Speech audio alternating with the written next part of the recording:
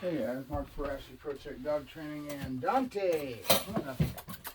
And now, if you notice, his excitement and his overall want for this food based on pattern and routine. Okay, I've had him in that kennel in the mornings. Went out and did my potty break and did a few things and put him in there for a few minutes as I piddle around a little bit more, and he's getting used to this.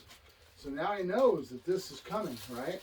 An anticipatory want is what we're doing, and this pattern builds in. One of the things you'll notice with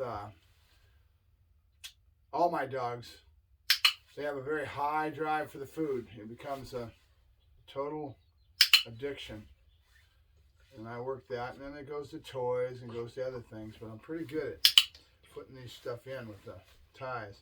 I took him out yesterday for his first environmental, 9 weeks old basically, and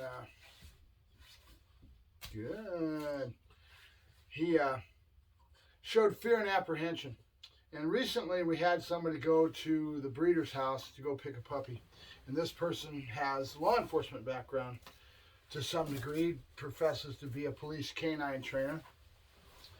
And that's all well and good. And I didn't know who the person was. I knew association. I put two and two together that he had an association with another person that I know of that I met a year or two ago. And I thought the same thing of this other person.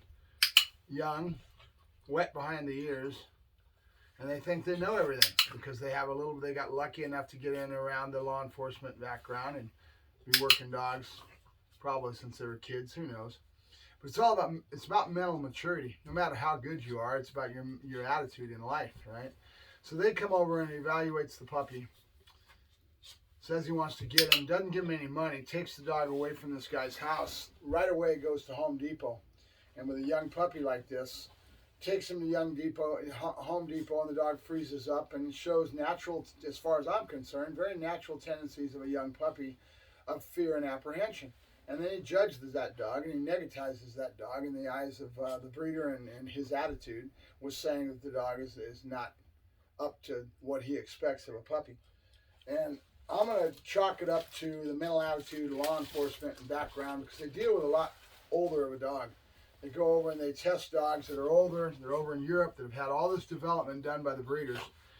And they're going through bite work. By the time they get over there to test those dogs, by the time they see these dogs are semi-monsters, you know. And then they see if the dog's really got a heart, and they put some pressure on them, and they put them through the grinder. They're known to wash out a lot of dogs. So their mental attitude in judging a puppy is based on this, that they think that a puppy should give them the same thing. And I beg to differ, and I'm going to keep pounding this until people learn. And my whole tendency, all my videos and everything I put out is all about educating, all about trying to teach you guys. I've been doing this since I was 12. I'm pretty good at what I do. I may not have that overall tactical experience to get a dog to go into a building search and to search the door seams. And this person, I saw him last night on Instagram, and I was, well, I'm not going to say I was impressed. I wouldn't expect him to not know this if he's had the experience behind it. What I saw was a kid that was green behind the ears, that thinks he knows everything and has a little bit of a cocky attitude. And he's doing the normal thing that I all do on this social media crap that makes them think they're all this, all that, you know. And it is what it is. So all I can say to you, dude, is you need to learn to be humble, okay? I'm not a very humble dog trainer, I know that, but the ones that are, the ones that actually carry themselves with a lot of humbleness and have the attitude that you never stop learning, you never stop growing, and they're always wanting to reach, and they have a humble attitude instead of a cocky, I know everything attitude, those are the ones that win. Those are the ones that get my respect, okay? And your whole situation, when that whole situation that happened, really, I've got a hot Italian temper, I have to admit it. I get mad quick, and especially when it's an idiot that doesn't know any better, that comes at me and acts like he knows everything and wants to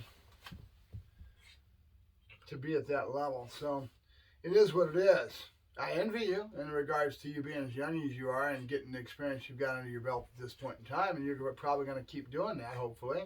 But you're only going to go as far as your mental attitude lets you. So if you start acting like you know everything, you'll start getting doors closed to you, and you won't go. You wanted to go talk to Armin Winkler. I'm going to tell you right now, the man is a world of knowledge, but he won't put up with your shit, and that's for sure.